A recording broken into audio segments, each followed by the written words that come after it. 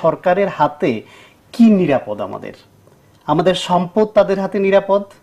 আমাদের ব্যাংক, কেন্দ্রীয় ব্যাংকের রিজার্ভ পর্যন্ত লুট হয়ে যায়, আমার শেয়ার কেলেঙ্কারি এমনভাবে হয়ে যায় তার বিচার হয় না, তার যারা এই সম্পদ হারায় তারা আর ফেরত পায় না। আমার গণতন্ত্র তাদের হাতে কি নিরাপদ? দেশের গণতান্ত্রিক অবস্থা যে ডেমোক্রেটিক প্র্যাকটিস সেটা আজকে কোথায়, সেটার বিস্তারিত বলার অপেক্ষা রাখে না। এরপর আসেন ব্যক্তির গোপনীয় তথ্য।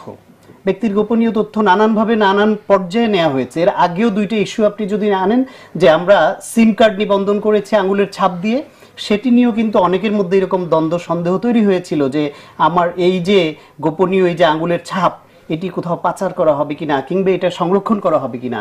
পরে দেখা গেল সেটা লাখ লাখ সিম সেটা নিবন্ধন হয়েছে অবৈধভাবে, একজনেরটা আরেকজনের নামে করেছে, এটা বিক্রি হচ্ছে। তাহলে ওই যে বিষয়গুলো হলো, সেগুলো হলো কি করে? বিশ্বাসযোগ্যতা রাখতে পারলো না।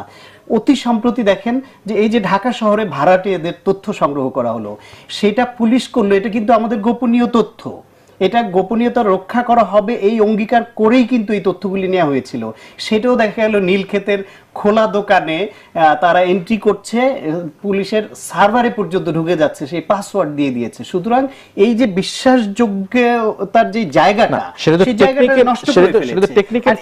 একটু বলে দেই যে টেকনিক্যাল ফল্ট না, পুলিশের তরফ থেকে নীলক্ষেতে কম্পোজিট দোকানে এই ধরনের কোনো কিছু কিন্তু আমি জানি না। আপনার কাছে এই তথ্য আমার কাছে আছে, অন রেকর্ড, বাংলা ট্রিবিউন এটা নিয়ে রিপোর্ট করেছে। সেই রিপোর্ট এখন আপনি সার্চ দিলে পাবেন।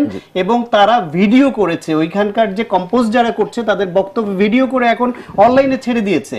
সুতরাং এটা বানিয়ে বলা কথা না, এটার দায় দায়িত্ব বাংলা ট্রিবিউনের এবং ঢাকা ট্রিবিউনের উপরে, কারণ সেই রিপোর্ট আমি নিজে রেখেছি, আপনাকে প্রোগ্রামের পরে দেখিয়ে যাব। এরপর দেখেন আপনি যে এই যে কার্ডের যে বিষয়টা যেটা বললেন, যে গোপনীয় যে তথ্য আমি আমার সরকারের হাতে তুলে দিচ্ছি, সেটার ব্যবহার কি করে করছে, এই কয়েকটি উদাহরণ দিলাম। এরপর আসেন যেটি বলছিল যে ফোন কল রেকর্ড করবে, রেকর্ড করে রাষ্ট্রবিরোধী কাজে কেউ যদি জড়িত থাকে তার বিষয়ে এটা সাক্ষ্য প্রমাণ হিসেবে ব্যবহার করতে পারে, তাকে নিবৃত করার জন্য করবে, সেটা তো রাষ্ট্র করতেই পারে। কিন্তু একজনের ফোন কল সেটা কে রেকর্ড করতে পারে? রাষ্ট্রের গোয়েন্দা সংস্থা, রাষ্ট্রের হাতে থাকে, রাষ্ট্রের গোপনীয় তথ্য হিসেবেই থাকবে।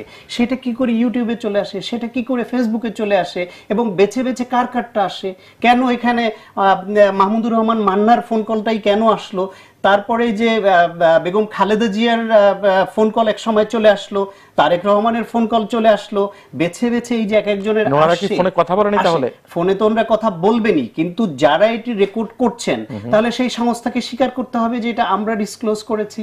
তাহলে তারা যদি না করে, তাদের হাত থেকে এনে যেই সংবাদকর্মীরা, না কিন্তু যে ঘটনাটা ঘটেছে ঘটনা তো সত্য না, ঘটনা সত্য কি মিথ্যা, আমরা তো অনেক ব্যক্তি জীবনে অনেক কথা বলি, অনেক কাজ করি, ফোন করব, সে সবই তো ডিসক্লোজ করতে পারে না রাষ্ট্র।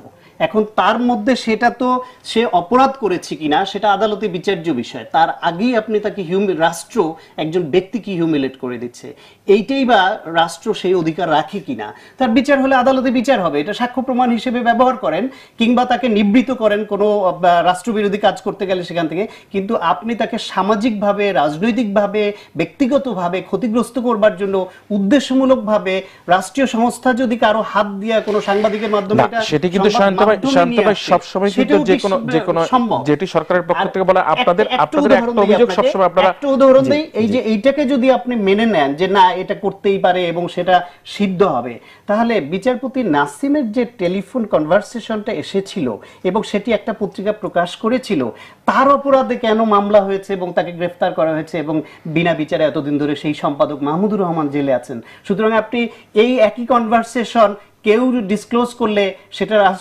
রাষ্ট্রবিরোধী অপরাধ হবে, সেটা ষড়যন্ত্র হবে, সেটার বিচার হবে।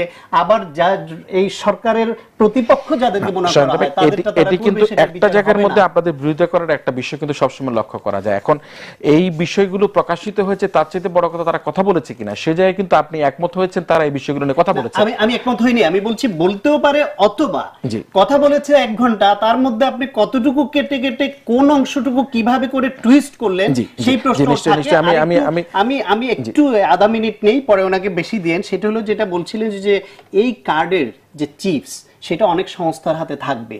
এখন মনে করেন যে ওই যে যেটা বলছিলেন আপনি যে উন্নত দেশের রাষ্ট্র ব্যবস্থায় বিরোধী দলকে দমন নিপীড়ন হয়রানি নিয়ন্ত্রণের জন্য যে মানসিকতা সেটা বাংলাদেশের সঙ্গে ম্যাচ করে না। ফলে তাদের হাতে নাগরিক যেটা দিয়ে নিরাপত্তা বোধ করে, আমার দেশের নাগরিক সেটা দিয়ে নিরাপত্তা বোধ করে না। যে ওই যে বলছিলেন যাকে পছন্দ করি না তাকে মনিটর করব, সে কোথায় যাচ্ছে কি করছে, এই চিপস ব্যবহার করে তাকে আমি নিয়ন্ত্রণের চেষ্টা করব। নিশ্চয়ই আমরা আপনার কাছে